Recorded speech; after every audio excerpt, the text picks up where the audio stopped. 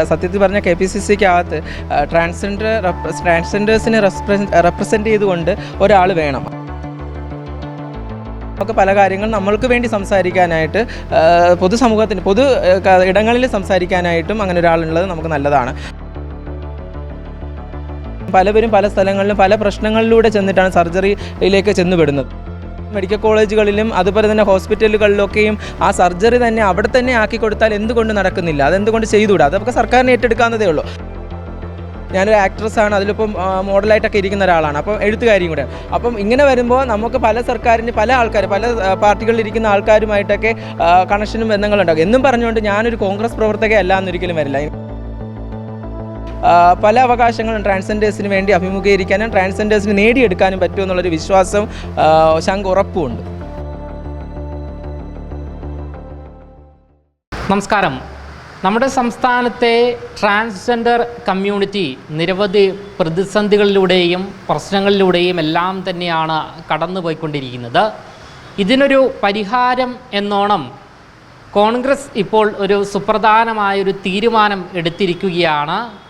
Kerala Pradesh transgender Congress എന്നുള്ള ഒരു party രൂപീകരിച്ചിരിക്കുകയാണ് ഈ ഒരു കമ്മ്യൂണിറ്റിക്ക് വേണ്ടി. ഇതിൻ്റെ സംസ്ഥാന ഭാരവാഹിയെ അടക്കം തിരഞ്ഞെടുത്തിരിക്കുന്നു. 14 ജില്ലകളിലും ഭാരവാഹികളെ എല്ലാം തന്നെ നിലവിലിപ്പോൾ തിരഞ്ഞെടുത്തിരിക്കുന്ന സാഹചര്യമാണുള്ളത്. എന്തായാലും കേരള പ്രദേശ് ട്രാൻസ്ജെൻഡർ കോൺഗ്രസിൻ്റെ സംസ്ഥാന പ്രസിഡൻ്റായി തിരഞ്ഞെടുക്കപ്പെട്ട ശ്രീ അമയപ്രസാദ് ഇപ്പോൾ മറുനാടനോട് പ്രതികരിക്കുകയാണ്. ഈ കേരള പ്രദേശ് ട്രാൻസ്ജെൻഡർ കോൺഗ്രസിൻ്റെ സംസ്ഥാന പ്രസിഡൻ്റായി തിരഞ്ഞെടുത്തിരിക്കുകയാണ്. മറ്റ് ഭാരവാഹികളുമുണ്ട്. ആദ്യമായി അമയപ്രസാദിനോട് ചോദിക്കുകയാണ്, എങ്ങനെയാണ് ഈ സംസ്ഥാന പ്രസിഡന്റ് സ്ഥാനത്തേക്ക് എത്തുന്നത്?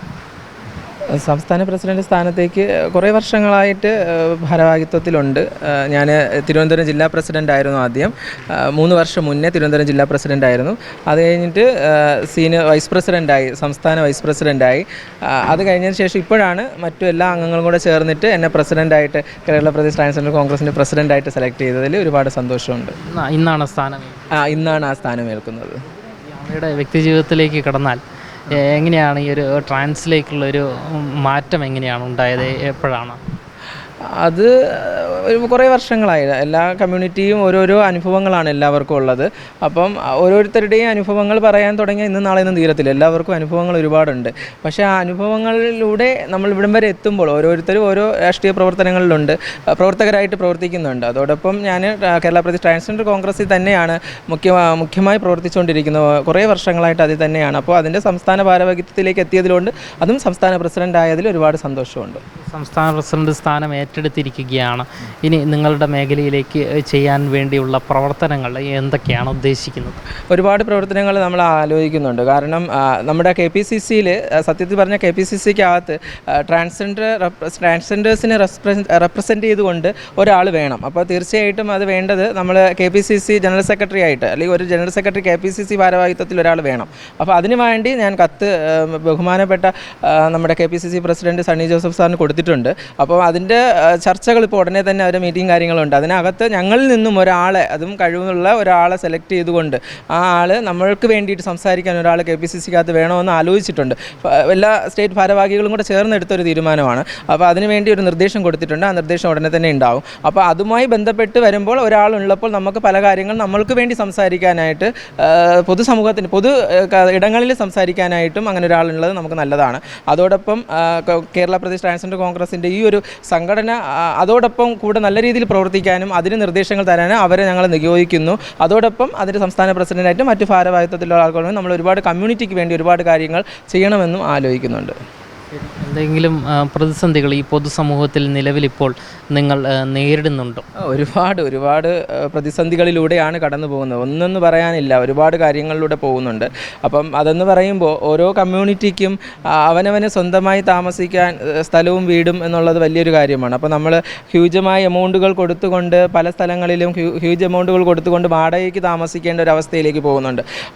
ഇപ്പം മറ്റു സർക്കാർ മറ്റുള്ളവർ കൊടുക്കുന്നുണ്ട്. നമ്മൾ കോൺഗ്രസ് പാർട്ടിയുടെ ഇപ്പം ഇടതുപക്ഷ സർക്കാർ പല കാര്യങ്ങളും ചെയ്യുന്നുണ്ടെന്ന് പറയുന്നു, ചെയ്യുന്നതുണ്ടാവാം. കാരണം ഇപ്പോൾ നമ്മുടെ ട്രാൻസ്ജെൻഡർ പോളിസി പാസ്സാക്കിയ സമയം മുതൽ ഇതിന് ചുക്കാൻ പിടിച്ചത് മെയിൻ കാര്യങ്ങൾക്ക് ഇമ്പോർട്ടൻസ് കൊടുത്തതും ബഹുമാനപ്പെട്ട നമ്മുടെ മുനീർ സാർ ഉണ്ടായിരുന്ന സമയത്ത്, ഉമ്മൻചാണ്ടി സാറിൻ്റെ ഭരണകാലത്ത് മുനീർ സാർ കോൺഗ്രസ് ആണ് അതിന് പ്രാതിനിധ്യം കൊടുത്തത്.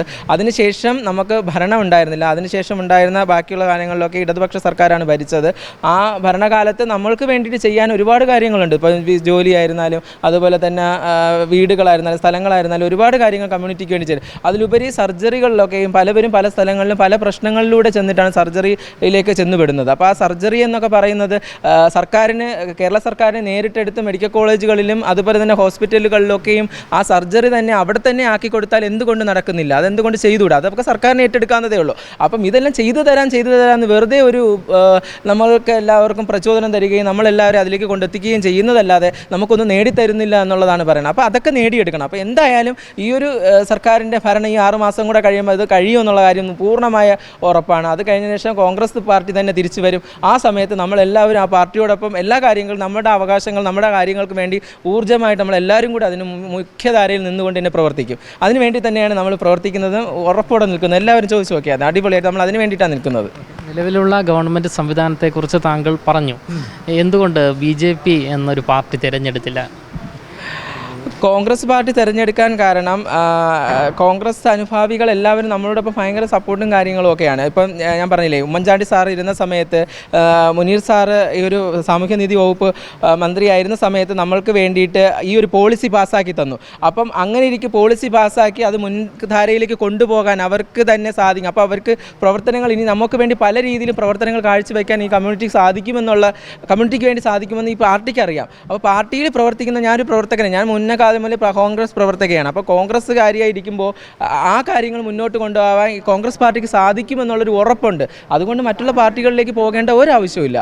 ഞാൻ BJP അല്ലെങ്കിൽ കമ്മ്യൂണിസ്റ്റ് പാർട്ടിയോ എന്നുള്ള പാർട്ടികളിലൊക്കെ ഇപ്പോൾ നമുക്ക് വ്യക്തിപരമായിട്ട് ഓരോരോ ആൾക്കാരുടെ ഇഷ്ടങ്ങളുണ്ടാവാം, പല വ്യക്തിപരമായിട്ടുള്ള ഇഷ്ടമാണ്. ഇപ്പം ഞാനൊരു കോൺഗ്രസ് സംസ്ഥാന പ്രസിഡന്റിലുപരി ഞാനൊരു ആക്ട്രസ്സാണ്, അതിലിപ്പം മോഡലായിട്ടൊക്കെ ഇരിക്കുന്ന ഒരാളാണ്, അപ്പം എഴുത്തുകാരിയും കൂടെ.